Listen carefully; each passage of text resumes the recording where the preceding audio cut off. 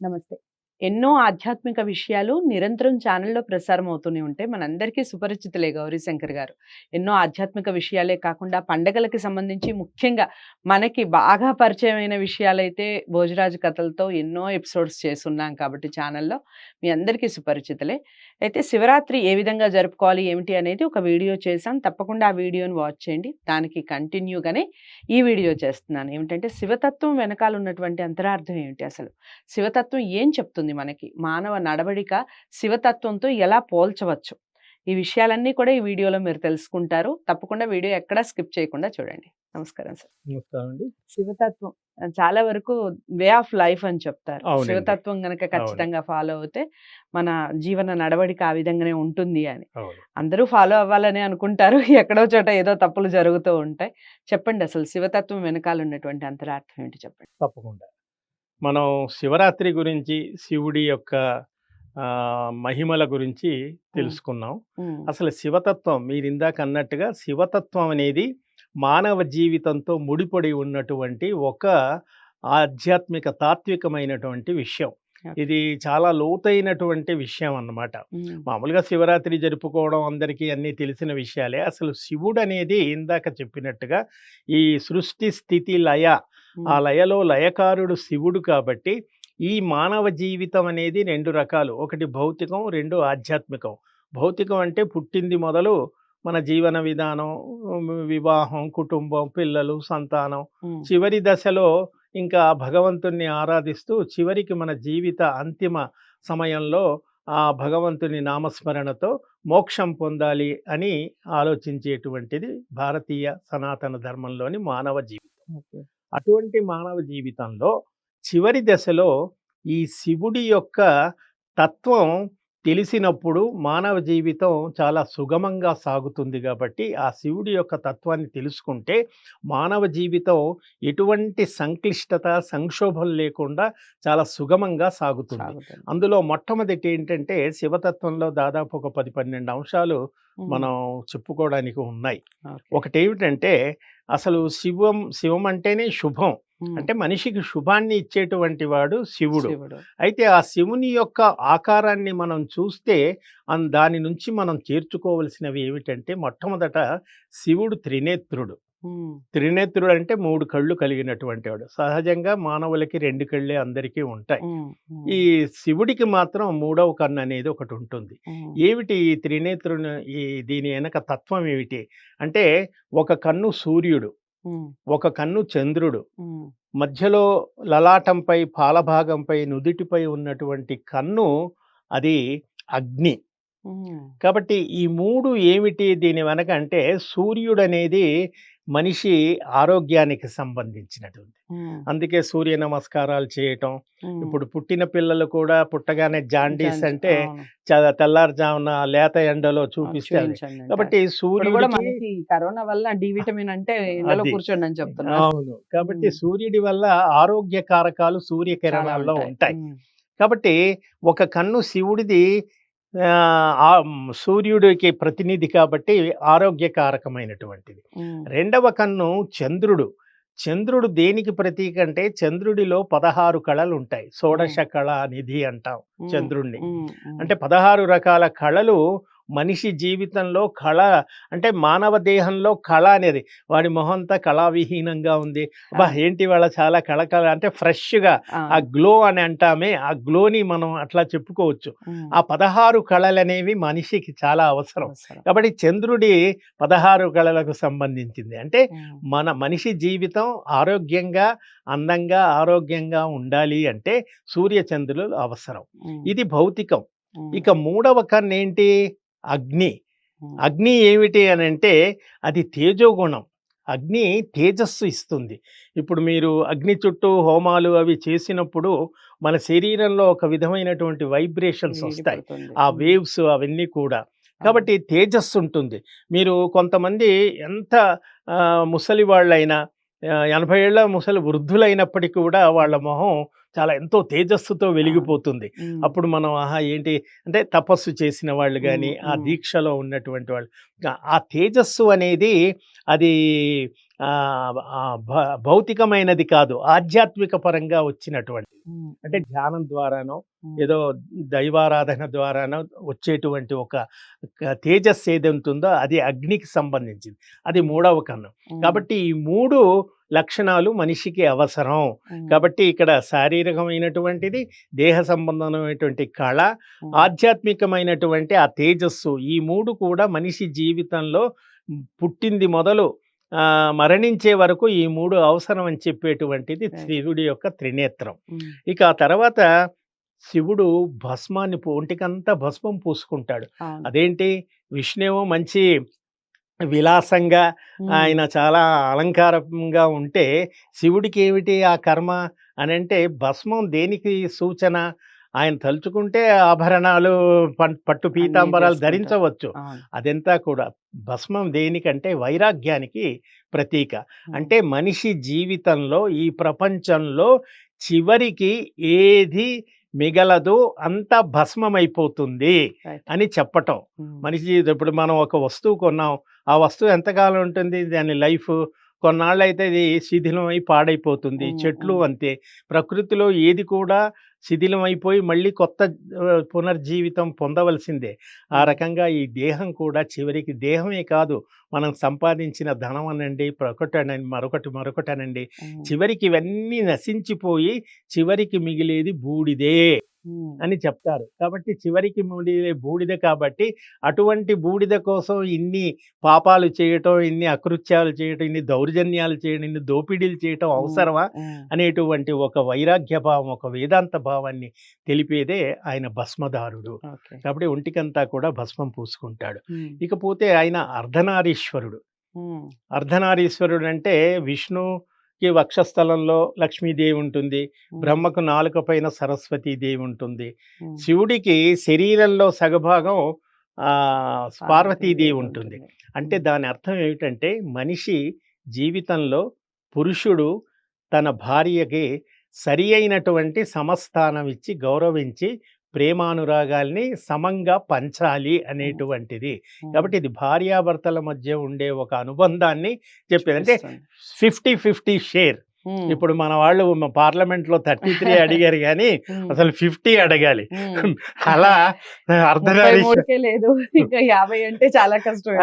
కాబట్టి అర్ధనారీశ్వర తత్వం ఏంటంటే, స్త్రీలను కూడా సమంగా గౌరవించాలి. భర్త భార్యనే కాదు, సమాజంలో ఇతరులు కూడా, పురుషులు స్త్రీలను సమ దృష్టితో చూడాలి, సమంగా గౌరవించాలనే దానికి అర్ధనారీశ్వర తత్వం. తర్వాత గరళకంఠుడు. గరళకంఠుడు అంటే ఇందాక ఆ విషయాన్ని గరళంలో, ఇక్కడ దీని అర్థం ఏంటంటే, నిజానికి ఆ పాల సముద్రం చిలకటము, అందులోంచి విషం రావటం, ఇవన్నీ కథలుగా కావచ్చేమో కానీ మానవ జీవితానికి దీని సమన్వయం చేసుకుంటే ఏమిటంటే, గరళం అంటే విషం, విషం అంటే చేదు, చేదంటే సమస్యలు, కష్టాలు. చేదు దేనికి ప్రతీకలు? కష్టాలు, సమస్యలు. హ్యాపీగా ఉన్నప్పుడు స్వీట్ ఎందుకు పంచుకుంటాం? తీపి, తీపేమో సంతోషానికి, చేదేమో కష్టానికి. కాబట్టి విషం ఏమిటంటే, మనిషి జీవితంలో మనకు అనేక రకాల సమస్యలు వస్తూ ఉంటాయి. ఆ సమస్యలని మనం ధైర్యంగా ఎదుర్కోవాలి. ఆ ధైర్యంగా ఎదుర్కొని మనం సమస్యలు రాగానే జీవితాన్ని అంతం చేసుకొని ఆత్మహత్యలు చేసుకునేటువంటి ఒక మానసిక బలహీనత కలిగినటువంటి వాళ్ళు చాలామంది ఉంటారు. వాళ్ళకి చెప్పేదంటే, ఎంతటి సమస్య వచ్చినా శివుడు ఏ విధంగా అయితే విషాన్ని కంఠంలో పెట్టుకొని దాన్ని నొక్కిపట్టి నిలబెట్టి నిలదొక్కున్నాడో, అలా జీవితంలో సమస్య వచ్చినప్పుడు కూడా నువ్వు నిలదొక్కుకోవాలి. ఇక తర్వాత శివుడు శ్మశాన నివాసం. ఆయన శ్మశానంలోనే ఉంటాడు. మామూలుగా మనం గుళ్ళు కట్టి పూజిస్తామే గాని నిజానికి శివుడి యొక్క వైకుంఠం, కైలాసం ఇవన్నీ మనం చెప్పుకున్నా శివుడు శ్మశానంలో నివాసం ఉంటాడు అని అంటారు. అందుకనే మీరు చాలా వరకు హైందవ శ్మశాన వాటికల్లో ఆ పైన హరిశ్చంద్రుడి బొమ్మ, శివుడి బొమ్మ ఇవన్నీ పెడతారు. అవి ప్రతీక. అంటే శివుడు చివరికి మోక్షాన్ని ప్రసాదించేవాడు. కాబట్టి శ్మశానం ఏమిటి చెప్తుందంటే, ఎంతటి ధనవంతుడైనా, ఎంతటి మహారాజైనా ప్రాణం పోయిన తర్వాత అందరూ చివరికి ఉమ్, ఆ శ్మశానానికి చేరుకోవలసిన వాళ్ళే. రైట్. అంతేగాని వాళ్ళెక్కడో వేరే చోట వెళ్ళేది కాబట్టి ఉమ్, చివరికి మనిషి అందరూ కూడా ఆ శ్మశానానికి చేరుకోవాలి. ఉమ్, తర్వాత గంగా గంగను ధరిస్తాడు శివుడు. ఉమ్, ఉమ్, గంగను ధరించడానికి వెనక ఒక పురాణ గాథ ఉంది. అది అవును. వేరే విషయం, ఉమ్, ఉమ్, గంగావతరణం. అవును. కానీ ఇక్కడ ఏమిటి శివతత్వంలో అంటే గంగ పవిత్రమైనటువంటిది. ఉమ్, తర్వాత గంగ స్వచ్ఛతకు రూపం. రూపం. ఉమ్, గంగ పరిశుభ్రత. అవును. ఇప్పుడు మనం ఇంట్లో అంతా కడుక్కోవాలి అంటే నీళ్లు కావాలి. ఉమ్, బట్టలు ఉతుక్కోవాలంటే నీళ్లు కావాలి. శుభ్రతకి. ఉమ్, అంటే శుభ్రం చేసేటువంటిది. ఉమ్, ఇక్కడ ఏంటి శుభ్రం? మనిషి చేసిన మనస్సు. పాప పంకిలంని ఉమ్, ప్రక్షాళన చేయడానికి మనకు గంగ అవసరం. ఉమ్, నీరు అవసరం. ఇక్కడ ఉమ్, నీరు అంటే పాపాన్ని పోగొట్టే పుణ్యం. ఓకే. పుణ్యం నీరు. ఉమ్, కాబట్టి గంగను ధరించటం అంటే మనం ఎప్పుడు కూడా శిరస్సు ఎందుకు ధరిస్తాడు అంటే ఇది బ్రహ్మ కపాలం ఉంటుంది శిరస్సు మధ్య భాగంలో. ఉమ్, ఉమ్, కాబట్టి అది చివరికి ప్రాణం ఈ బ్రహ్మ కపాలం నుంచి పైకి వెళ్ళి ఆ మోక్షాన్ని వెళ్ళి ఆ పరమాత్మని చేరుతుందని మన ఉమ్, వేదాంతం చెబుతుంది. ఓకే. కాబట్టి ఆ రకంగా బ్రహ్మ కపాలానికి సంబంధించింది కాబట్టి ఉమ్, ఆ స్థానంలో ఈ చల్లనైన పవిత్రమైన పరిశుభ్రమైన స్వచ్ఛమైనటువంటి గంగను ధరిస్తే మంచి భావంతో ఉండాలి, మనం పరిశుభ్రమైన ఆలోచనలతో ఉండాలి అన్నది ఉమ్, ఆ గంగను ధరించడానికి ఒకటి చెప్తారు. ఉమ్, తర్వాత శివుడు చంద్రశేఖరుడు. ఉమ్, చంద్రశేఖర్ అంటే శివుడి పైన చంద్ర- నెలవంక ఉంటుంది, నెలవంకుంటుంది. అవును. చంద్రుడు ఉంటాడు. ఉమ్, సరే పురాణ కథలు పక్కన పెడదాం. ఇప్పుడు తత్వం గురించి తెలుసుకున్నప్పుడు చంద్రుడు 16 కళలకు రూపకారుడు. ప్రతిరూపం, ఉమ్, ప్రతినిధి. అవును. చంద్రుడిని ధరించడం వల్ల ఏమిటంటే ఆ చంద్రుడిలో ఉన్నటువంటి శీతల గుణం, చల్లదనం, ఉమ్, ఆ కూల్నెస్ అంటామే, కళలన్నీ కూడా మన శరీరంలోకి ప్రవహించి ప్రవేశించి ఉమ్, శరీరం తేజోవంతం అవుతుంది. ఉమ్, కాబట్టి చంద్రుడు తేజస్సుకు ప్రతిరూపం కాబట్టి చంద్రుడు ధరించటంలో శివుడు మనకు చెప్పేటువంటి తత్వం ఉమ్, అది. తర్వాత శివుడు నందివాహనుడు. ఉమ్, శివుడు నందిని వాహనంగా కలిగినటువంటి వాడు. ఉమ్, ఈ నందికి అర్థం ఏమిటంటే నంది ఆనందానికి ప్రతీక.